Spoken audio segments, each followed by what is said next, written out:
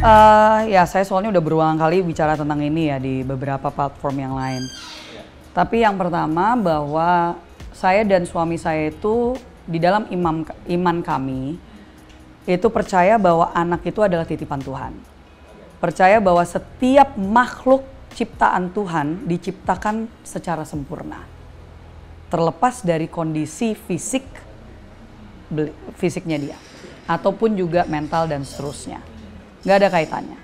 Karena kami percaya bahwa itu adalah ciptaan Tuhan yang sempurna. Yang kedua, sehingga pada saat kami mendapatkan kabar itu, satu-satunya hal yang terlintas dalam pikiran saya adalah, selain dari persoalan apa yang akan dia hadapi, adalah apakah dunia ini siap untuk dia. Bukan persoalan kita siap untuk dia atau tidak, karena saya punya pendirian dan iman yang dididik kepada saya bahwa Tuhan tidak akan salah dalam pilihannya. Tidak akan salah menempatkan anak saya di dalam keluarga saya. Itu ada maksud dan tujuan yang sangat spesifik dan tertentu. Jadi itu yang terjadi dan itu menjadi komitmen kami dari awal. Kami akan terus berjuang selama dia mau berjuang. Makanya kami namakan dia Wira.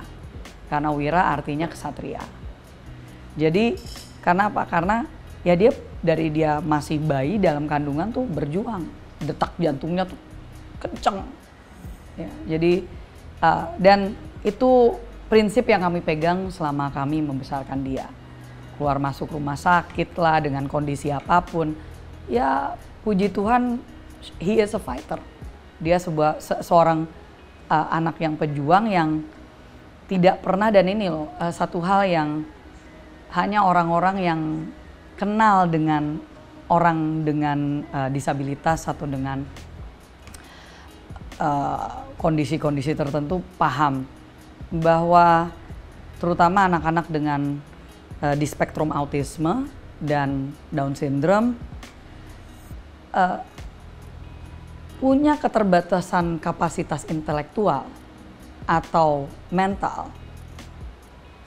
Bukan berarti mereka justru menjadi manusia yang kurang.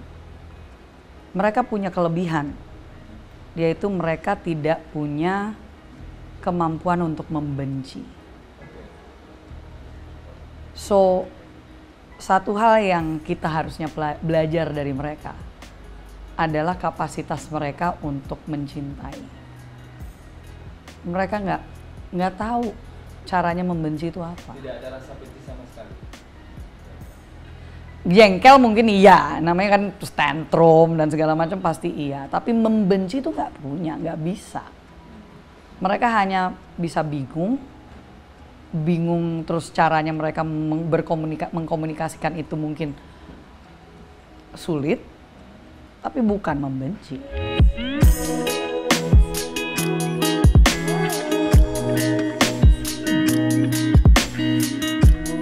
Bahwa mereka pasti punya kelebihan mereka tersendiri.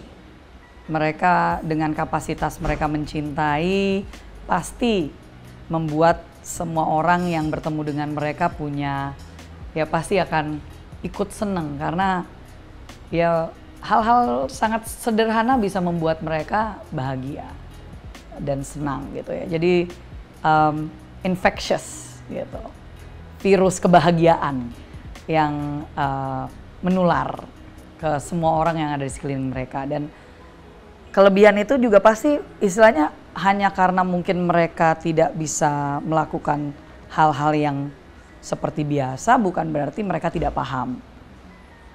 Mereka paham dengan cara mereka sendiri. Dan saya yakin anak saya pintar dengan caranya dia sendiri. Wong gimana wong dia bisa paham bahasa Indonesia dan bahasa Inggris? Banyak orang diajarin mau kayak gimana pun nggak paham. Dia paham, hanya dia nonverbal. Sampai sekarang masih belum bisa bicara. Tapi apakah dengan dia nggak bisa bicara artinya dia nggak paham? Paham. Jadi ini yang harus dipahami orang. Setiap dari mereka tuh kapasitasnya aja yang berbeda. IQ bisa rendah bukan berarti mereka bodoh. Hanya cara mereka mencerna informasi bisa berbeda.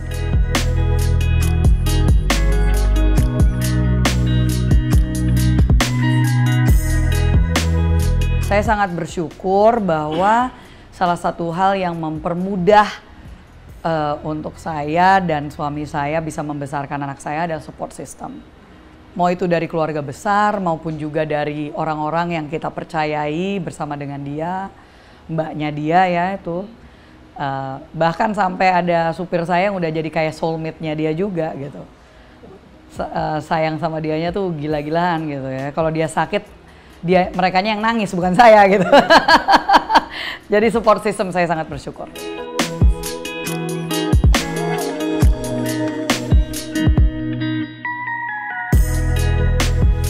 Cobaan itu sebenarnya lebih kepada satu, tentunya kita harus terus belajar bagaimana berkomunikasi dengan dia yang nonverbal. Itu hal-hal yang biasa. Jadi bukan tantangan yang ya kita melakukan dengan anak biasa juga kadang-kadang ini anak sebenarnya maunya apa sih kan gitu. Itu hal yang biasa gitu. Jadi tantangannya lebih kepada ujiannya adalah lebih kepada bagaimana kita sebagai orang tua bisa memberikan dia sesuai dengan kebutuhan dia.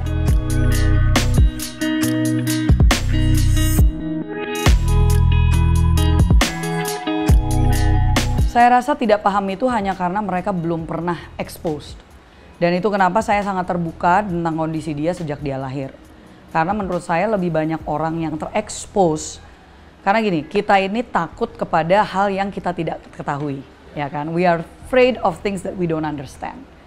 Dan dengan fear itu yang akhirnya kita malah menjauhi dan memusuhi dan salah kaprah. Asumsi, ya kan, diskriminasi, sehingga exposure itu penting. Nah, menurut saya itu sebenarnya hanya itu yang kita bisa lakukan. Kita hanya bisa menunjukkan mereka ini sebagai manusia, bagaimana mereka di mata Tuhan, dan bagaimana mereka sangat layak untuk disayangi. Tinggal kita ini sebagai manusia sebenarnya yang sedang dites sama Tuhan.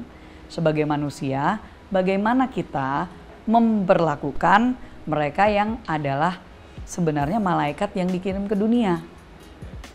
Kan bagaimana kita men-treat atau memperlakukan orang lain itu kan sebenarnya dites sama Tuhan. Setiap kali, mau itu kondisi orangnya normal atau kondisi orangnya dengan kondisi tertentu, itu ya, jadi tinggal kita aja, kita mau lulus ujiannya atau enggak gitu.